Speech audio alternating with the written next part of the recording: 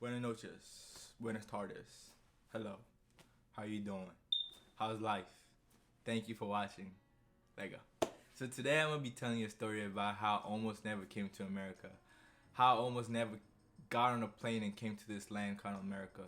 So it all started in 2009, but it started way back. So my mom's been trying to get a green card for about 10 years before we actually got to come to America. So before I was even born, my mother was trying to come to America.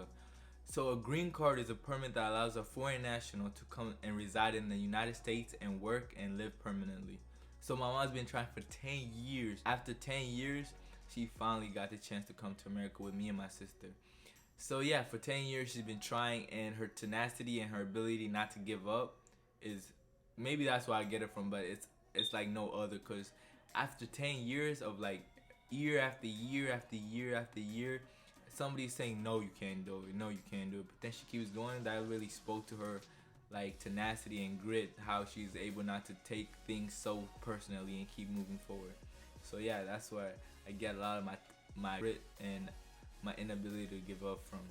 So yeah, once we won the green card, then the whole shenanigans started. So once you win, you don't want to tell everybody, because then you can get hurt, people can kidnap you, people can come take your money. So we have to keep it on the hush hush once we got the green card.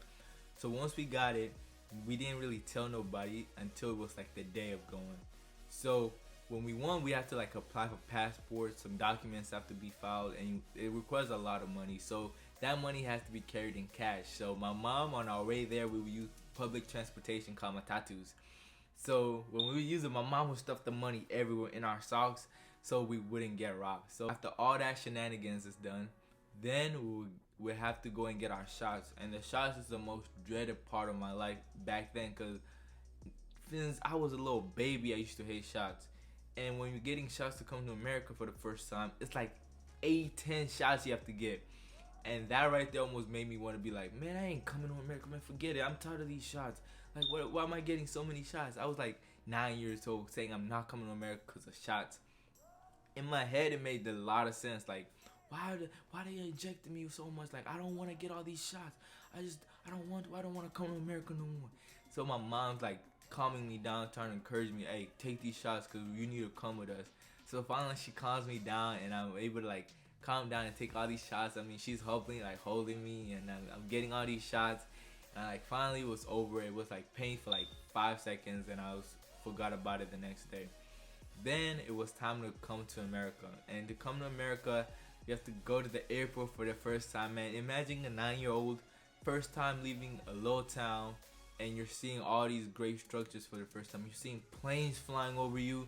You're seeing all these people dressed in nice suits and uniforms, like the pilots and the flight attendants. And I was so amazed. Like, I always imagined, but I would never thought it would be reality to be able to experience all this. And it was like I was in a movie where I was seeing all this for the first time. Going in, when we got past all the checking, all the check-ins and stuff, we got on the plane, and my mom and my sister, they had to use the restroom. They used the restroom next to like the front of the plane, and she told me, hey, stand right here. Me and Tab are gonna be right back. So my sister's like what, 6, 7? Like, we're really young. So she told me, stand right there. Me and my sister, they're gonna go use the restroom. So me being me, I said, man, I saw this like little nice couch, and I decided to sit next there, and I was just like lavishly sitting and just enjoying myself. And there was this old woman next to me, and she's smiling at me, and I'm smiling back at her, and we're like smiling at each other, and it's like a little special moment I'll always remember for the rest of my life.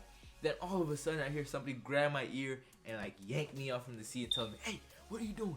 She like takes me and scolds me, hey, I told you not to move, told you not to move, come back here. I'm not hearing anything. Like, I'm on the plane for the first time. I'm like amazed. Like, I'm not hearing anything, but she grabbed me and grabbed my sister, and we walked to the back of the plane. Like, we sit down, but then it's like the first time I'm like, everything is amazing to me. So there's like this little nice TV in every plane, international flight. So I'm like, all for 19 hours, I'm watching this little screen, like watching everything, consuming all the content. Like, for 19 hours, I didn't go to sleep. My eyes at the end of those 19 hours were bloodshot red. Like, I'm telling you, they were bloodshot red. So after that, we got off the plane, and then when we were coming, we were told that it was gonna be cold. Like, it was gonna be really cold. So when we were coming, we had all these puffer jackets on. We looked like we were going to Antarctica to fight polar bears in Alaska and all that. So we were all like cozy. But then when we were going to Texas. We arrived in Texas like, hey yo, it's kind of hot. It's kind of hot over here. So imagine you're like dressed like you're going to fight polar bears, and then you finally come and it's like hot, and it's Texas weather, so it's dry hot. So we got there, and all our cousins and stuff, they're laughing at us because we look like we're all wrapped up in clothes, and we start taking off all these clothes because it's so hot. And then we actually get home, we celebrate, and it's a great time. A moral of this story, the reason I'm telling you this story is, in certain instances we have a chance to grow, but with that growth comes pain. Pain is not gonna last forever, and understand in the moment pain feels like tenfold. It feels like the worst thing you've ever experienced in your life. And if I let those little shots stop me from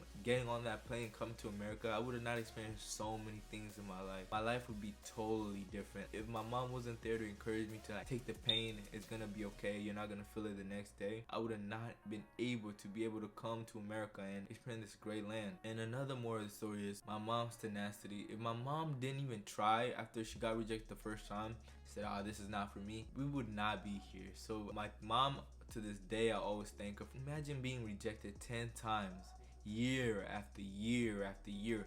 And it's not for free. You keep spending money. This money is being spent and you're not getting anything in return. I would be so hurt. But my mom, she kept going somehow. Somehow, it's in our blood to keep going no matter what occurs. And I encourage everybody that's in a position of transformation, a position of going to the next stage of their life to, pain is coming. Like, with growing pains are real. Like, everybody experiences pain in those types of situations where you're going to the next level. It might be a learning curve. Like, for me right now, having a big learning curve where I'm learning to edit, film, and be able to give you guys the best experience for you to be able to watch and enjoy my content. I mean, pain can't always be physical. It can be draining your time, your money, everything. So just be aware that it's not gonna last. If you keep consistent at that thing, you're gonna be successful. There's only one way to know. You just have to keep going and moving forward. So I encourage you, keep moving forward. There's only greatness on the other side. Don't quit. There's a lot of things in this world that are for you. Don't let nobody tell you any other way. People have a tendency of shooting down your dreams. Don't let nobody shoot down your dreams, because how you gonna let a person who doesn't have anything going on in their life tell you can't do nothing? Don't allow that to happen. Be hard-headed, but also be aware that there's people who really care for you,